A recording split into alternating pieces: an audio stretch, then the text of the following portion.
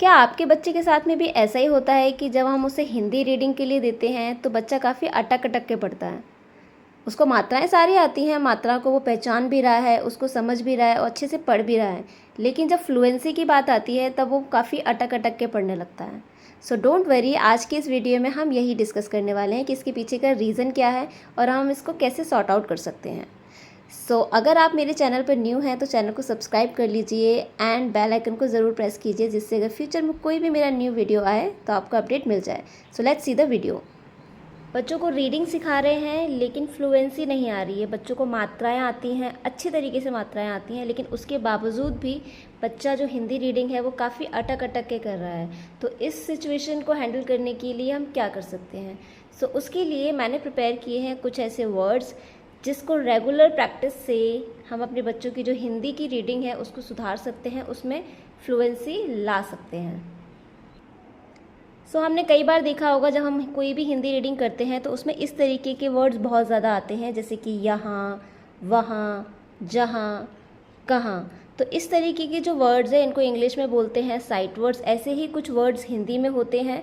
तो इसकी regular practice से अगर हम बच्चों को इनकी रेगुलर प्रैक्टिस कराएंगे तो हम अपने बच्चों की जो हिंदी रीडिंग है उसको इम्प्रूव कर सकते हैं। अब ऐसे ही और कौन कौन से शब्द हैं जिनकी हम रेगुलर प्रैक्टिस करा सकते हैं? इन सारे वर्ड्स को मैंने सेट्स में डिवाइड किया है, सेट 1 से लेकर सेट 5 तक। तो आज की इस वीडियो में हम यही देखेंगे। अब आप ये सोच रहे होंगे कि इन सब में भी तो मात्राएं लगी हुई हैं, तो फिर ये जो शब्द हैं इनको अलग से पढ़ाने का क्या मतलब है? मतलब बिल्कुल है, क्योंकि इनमें कुछ मात्राएं लगी ज़रूर हैं, बट ये जो शब्द हैं ये हिंदी रीडिंग में कई बार यूज़ होते हैं, कई बार इस्तेमाल होते हैं। तो जब हम बच्चे को रीडिंग कराते हैं तो बच्चे क्या है, इन सारे शब्द पे आके रुक जाते हैं, क्योंकि ये जो शब्द हैं आपने इसमें देखा होगा, जैसे कि इसमें चंद्र बिंदु लगा हुआ है, इसमें आधा का बना हुआ है, इधर भी आधा का बना हुआ है। तो ये सब जो शब्द हैं इसमें बच्चे कई बार अटक जाते हैं। तो बेटर है इन सब चीज़ों की हम लोग पहले से ही फैमिलियर करा देते हैं बच्चों को, जिससे बच्चा जब हम उसको हिंदी रीडिंग कराएंगे तो वो उसके साथ में फैमिलियर हो जाएगा, और जब किसी चीज़ के साथ में फैमिलियर हो जाएंगे तो फिर वो अच्छे से उसको रीड कर पाएगा।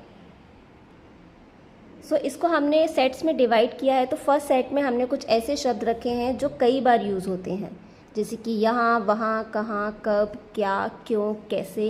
हालांकि इसमें सारी मात्राएं लगी हुई हैं तो बच्चों को रीड करने में बिल्कुल भी प्रॉब्लम नहीं होगी, बस हमें इनकी रेगुलर प्रैक्टिस करानी है। और प्रैक्टिस आप कैसे करा सकते हैं? जैसे कि मैंने यहाँ पर एक शब्द लिया है यहाँ। अब आपको क्या करना है, बच्चे को बोलना है ऐसा कोई सेंटेंस बनाओ जिसमें यहाँ आता है। तो इससे क्या है, बच्चा यहाँ शब्द से भी फैमिलियर होगा और उसके साथ में वो सेंटेंस बनाना भी सीखेगा। जैसे कि मैंने यहाँ पर यहाँ दिया है, अब बच्चों को मैं बोलूँगी कि आप इसके ऊपर कोई सेंटेंस बनाइए, तो वो बोल सकता है यहाँ पर एक पेड़ है, यहाँ पर एक घर है, यहाँ मेरा दोस्त खेलने आएगा। तो मतलब उसकी इमेजिनेशन के थ्रू वो उसको सेंटेंस बनाएगा।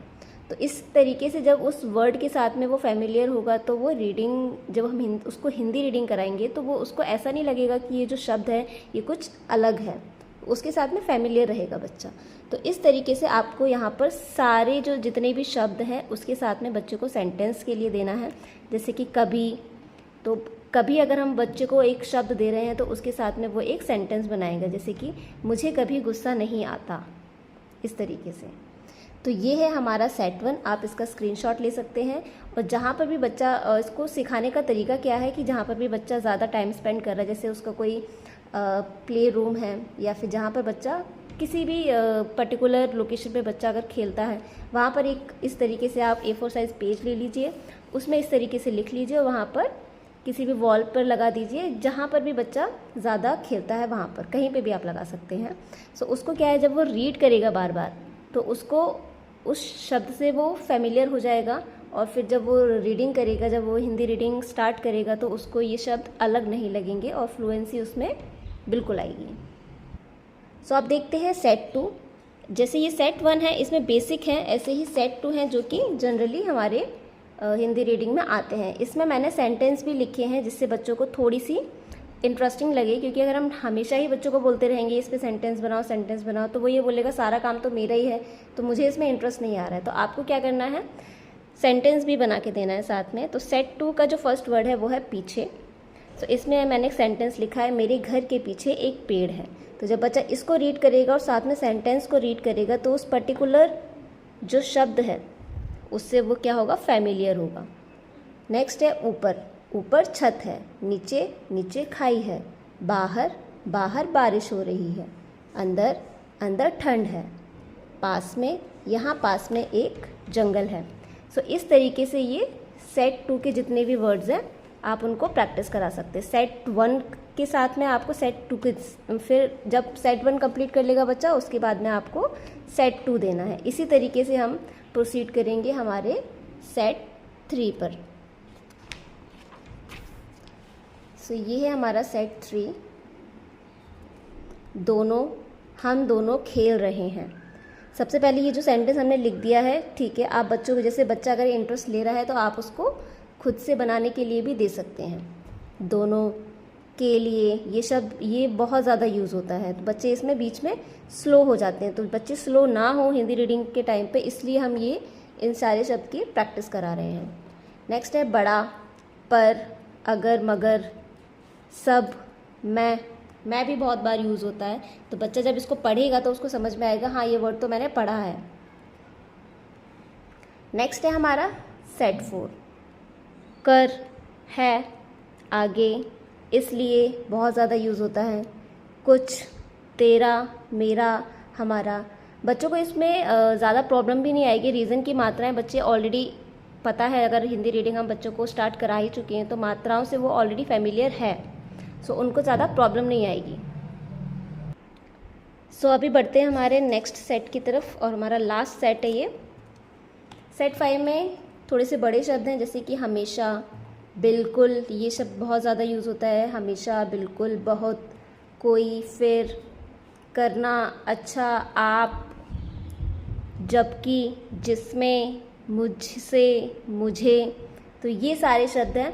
आप इनका स्क्रीनशॉट ले लीजिए और इसकी आप घर में अपने पर्टिकुलर पेज पे जैसे भी आपको डेकोरेट करना है, जिससे बच्चों को थोड़ा सा इंटरेस्ट आए, उस तरीके से आप इसको यूज़ कर सकते हैं और बच्चों को सिखा सकते हैं। एंड ट्रस्ट मी, जब आप बच्चों को इन सेट्स की प्रैक्टिस करा देंगे उसके बाद उनको जब हिंदी रीडिंग कराएंगे तो उनकी फ्लुएंसी में आपको चेंज बिल्कुल नज़र आएगा। और ये इस तरीके के जो शब्द हैं हमें देखने में बहुत आसान लगते हैं, लेकिन जब हम पढ़ते हैं तब हमें लगता है कि हाँ इनका पढ़ना बहुत ज़रूरी है, क्योंकि जब तक हम इनसे फैमिलियर नहीं होंगे तब तक हमारा हिंदी की जो फ्लुएंसी है वो इम्प्रूव नहीं होगी। सो इन वर्ड लिस्ट की प्रैक्टिस आप अपने बच्चों को घर पर ज़रूर कराइए और देखेंगे आप कुछ ही दिनों में बच्चों की जो हिंदी रीडिंग की जो फ्लुएंसी है उसमें बहुत ज़्यादा इम्प्रूवमेंट आएगा। सो वीडियो आपको कैसा लगा मुझे कमेंट सेक्शन में ज़रूर बताइए और कमेंट में ये भी बताइए कि आपको नेक्स्ट वीडियो किस टॉपिक पर चाहिए। वीडियो को लाइक ज़रूर कीजिए। अगर आपने अभी तक हमारे चैनल को सब्सक्राइब नहीं किया तो सब्सक्राइब भी ज़रूर कीजिए एंड बेल आइकन को ज़रूर प्रेस कीजिए, जिससे फ्यूचर में अगर कभी भी मेरा कोई न्यू वीडियो आएगा तो आपको अपडेट मिल जाएगा। Thank you so much.